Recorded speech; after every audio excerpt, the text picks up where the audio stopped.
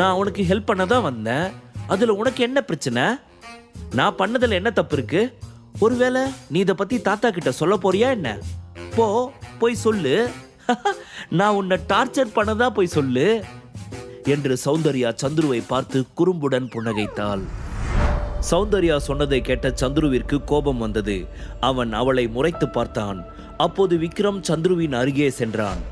எதுவும் பேசாமல் சந்துருவின் சட்டை காலரை பிடித்து இழுத்த விக்ரம் அவன் முகத்தில் ஓங்கி குத்தினான். அடுத்த கணம் சந்துரு 10 மீட்டர் தொலைவில் இருந்த கருப்பு நிற கார் மீது சென்று விழுந்தான். சௌந்தர்யா, எதுக்காக என்னை இப்படி இன்சல்ட் பண்ற? இங்கிருந்து போனதும் நான் கண்டிப்பா வீட்டில் இதை பத்தி சொல்லுவேன். நீ எனக்கு பண்ண துரோகத்துக்கு நிச்சயமா உன்னை பழி வாங்குவேன் என்று சந்துரு கத்தினான். அவன் சொன்னதை கேட்ட சௌந்தர்யா அவனிடம் பதில் எதுவும் சொல்லாமல் வர்மாவை பார்த்தாள். அடுத்த கணம், வாய மூடுடா என்று வர்மா சந்துருவின் அருகே சென்று அவன் மயக்கம் அடையும் வரை அவன் முகத்திலேயே குத்தினான். பின்னர் விக்ரமின் அருகே சென்ற சௌந்தர்யா, இன்னைக்கு நான் உன்னோட உயிரை காப்பாத்தி மிகப்பெரிய உதவி பண்ணிருக்கேன். இதுக்காக நீ காலம் முழுக்க எனக்கு நன்றியோட இருக்கணும் என்றாள். என்னது, நீ என் உயிரை காப்பாத்தினியா? நீ வரலனாலும் இது நடந்திருக்கும் என்று விக்ரம் புன்னகையுடன் சொன்னான். உனக்கு கொஞ்சமாவது மனசாட்சி இருக்கா? இப்படி போய் சொல்றியே. நான் உனக்கு எவ்வளவு பெரிய உதவி பண்ணிருக்கேன் தெரியுமா? உன்னால் இந்த ஜென்மத்தில் இந்த நன்றி கடனை அடைக்கவே முடியாது என்றாள். ஓவர் திங்கிங் உடம்புக்காகாது பேபி, வரட்டா என்ற விக்ரம் அவள் பதிலை கூட எதிர்பார்க்காமல் அங்கிருந்து செல்லத் தொடங்கினான். இரவு நேரம் பிருந்தாவன் காலனியில் உள்ள தனது வில்லாவில் 3வது மாடி பால்கனியில் நின்று கொண்டு விக்ரம் வெளியே வேடிக்கை பார்த்து கொண்டிருந்தான். அப்போது கதவு தட்டும் சப்தம் கேட்டது. கமேன் என்று விக்ரம் சொன்னதும் ராக்கெட் ராஜா உள்ளே வந்தான். Good evening sir. நீங்க சொன்ன வேலையை நான் முடிச்சிட்டேன். நான் விசாரிச்ச வரைக்கும் அந்த ஆளுங்களோட பாஸ் ஆதித்யா. அவன் ராய் குடும்பத்தோட வாரிசு. அவனை பார்த்த விக்ரம், ஆதித்யா கிட்ட பேசுறதுக்கு அப்பாயின்மெண்ட் வாங்க சொன்னனே, வாங்கினியா என்று கேட்டான். வாங்கிட்டேன் சார். நாளைக்கு நைட்டு சிட்டி அவுட்டரில் இருக்க கிரீன்லேண்ட் ஹோட்டலில் மீட் பண்ண ஒத்துக்கிட்டு இருக்காரு என்ற ராக்கெட் ராஜா அங்கிருந்து சென்றான். ராக்கெட் ராஜா சென்றதும் அருகே இருந்த டேபிளில் இருந்து டீ கப்பை எடுத்த விக்ரம் தன் அப்பா சம்பத்தை பற்றி யோசிக்க ஆரம்பித்தான். லாஸ்ட் டைம் அவரை மீட் பண்ணும்போது அவர் முகம் சரியில்லையே, அவர் பேச்சு கூட சரியில்லாம தான் இருந்துச்சு. அவர் என்ன சொல்ல வந்திருப்பாரு என்று அவன் யோசித்து கொண்டிருந்த போது அவன் கையில் இருந்த டீ கப் தவறி கீழே விழுந்து உடைந்தது. ஒருவேளை இது ஏதாவது தப்பா நடக்க போறதுக்கான அறிகுறியா என்று விக்ரம் நினைத்தான்.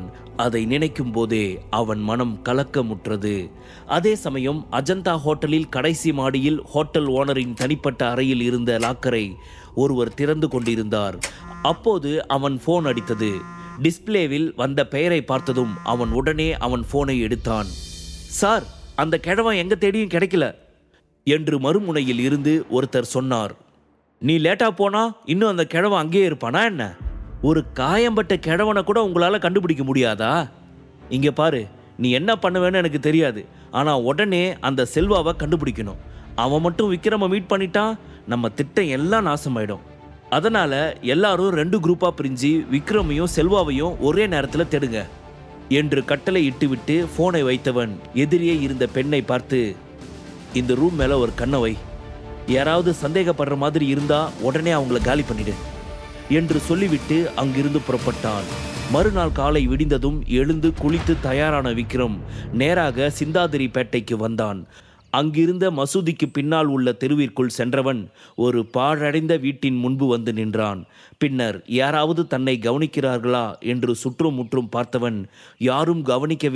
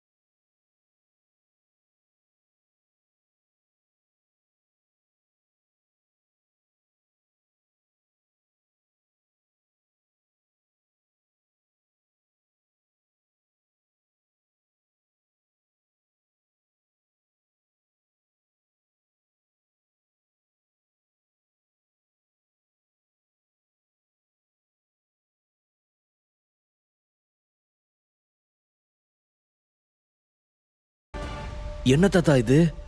ஹாஸ்பிட்டலுக்கு போகாம இங்க என்ன பண்றீங்க என்று விக்ரம் கேட்டான். உங்ககிட்ட உண்மையை சொல்ற வரைக்கும் நான் உயிரோட இருந்தா போதும்னு நினைச்சுதான் இங்க வந்தேன். ஆதித்யா குரூப்போட அஸ்திவாரமே ஆடி போச்சு தம்பி. ஆதித்யா குடும்பத்தை சேர்ந்த எல்லாரும் இறந்துட்டாங்க. உன் தாத்தா மட்டும்தான் படுத்த படுக்கையா இருக்காரு. அவரும் ரொம்ப நாள் உயிர் வாழ மாட்டாரு. இப்போதைக்கு ஆதித்யா குடும்பத்துல நீ மட்டும்தான் மிச்சம் இருக்க. நீயும் செத்துட்டா ஆதித்யா குடும்பமே அழிஞ்சிடும். அதுக்காக தான் சொல்ற, இங்கிருந்து போயிடு என்று செல்வா அழுதபடி சொன்னார். அதை கேட்ட விக்ரம் அதிர்ச்சி அடைந்தான். என்ன தாத்தா, என்ன சொல்றீங்க? அது சரி, என் அம்மாவோட புருஷன் உயிரோட இருக்காரா இல்லையா என்று விக்ரம் கேட்டான். இல்ல தம்பி, சம்பத் சார் இறந்துட்டாரு என்று செல்வா வருத்தத்துடன் சொன்னார். சம்பத்தை அவன் தன் தந்தையாக ஏற்காவிட்டாலும் அவர் இறந்ததை நினைத்து விக்ரமிற்கு வருத்தமாக இருந்தது. அவனால் நடந்ததை நம்பவே முடியவில்லை. செல்வாவின் முகத்தை உற்று பார்த்தவன், இதெல்லாம் எப்படி நடந்துச்சு? யார் இப்படி பண்ணா? ஆதித்யா குடும்பத்துக்கு என்ன ஆச்சு என்று அமைதியாக கேட்டான். உன் அப்பா சொன்னபடி நான் உன்னை ஃபாலோ பண்ணிக்கிட்டு இருந்தேன். அதனால அங்க என்ன நடந்துச்சுன்னு எனக்கு சரியா தெரியல. நடந்த பிரச்சனையால உங்க தாத்தாவுக்கு பக்கவாதம் வந்துருச்சு. அவர் படுத்த படுக்கையாகிட்டாரு.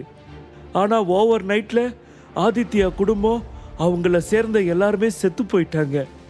உன் அப்பாவும் மாமாக்களும் கஷ்டப்பட்டு பெருக்கின சொத்து இன்னைக்கு எவன் கைக்கோ போயிடுச்சு என்று செல்வா வருத்தத்துடன் சொன்னார். அவர் சொன்னதை கேட்ட விக்ரம், ஆதித்யா குடும்பத்தோட ப்ராப்பர்ட்டி எல்லாத்தையும் யார் டேக் ஓவர் பண்ணிருக்கா என்று கேட்டான். பெருமூச்சை வெளியேற்றிய செல்வா, உன் அப்பா ரெண்டாவதா கல்யாணம் பண்ணிக்கிட்டாரே அனுராதா, அவ கையில தான் இப்போ எல்லா ப்ராப்பர்ட்டியும் இருக்கு. நடந்த எல்லாத்துக்கும் அவ தான் காரணம். உன் சித்தி அனுராதாவுக்கு ஆதித்யா குடும்பம் அழிஞ்சதை நினைச்சு கொஞ்சம் கூட கவலை இல்லை. இப்போ அவங்க உன்னை தேடிக்கிட்டு இருக்காங்க. நீ அவங்க கையில மாட்டுனா உன்னையும் கொன்னுடுவாங்க. அதோட ஆதித்யா குடும்பமே அழிஞ்சிடும். அது மட்டும் நடந்துடக்கூடாது. எங்க இருந்தாலும் நீ நல்லா இருக்கணும் என்றவர் மீண்டும் இருமினார். தாத்தா, வாங்க நாம போலாம். உடனடியா உங்க உடம்புல இருக்கிற புல்லட்ஸ் எல்லாம் எடுக்கணும், இல்லனா நீங்க சீக்கிரம் செத்துடுவீங்க என்றவன் அவரை தூக்கி கொண்டு தன் வில்லாவிற்கு சென்றான். விக்ரம் தம்பி, ரெட்டி குடும்பத்தோட ஆட்கள் இந்த சிட்டி முழுக்க உங்களை தேடிக்கிட்டு இருக்காங்க. ப்ளீஸ் சீக்கிரம் இங்கிருந்து போயிடுங்க.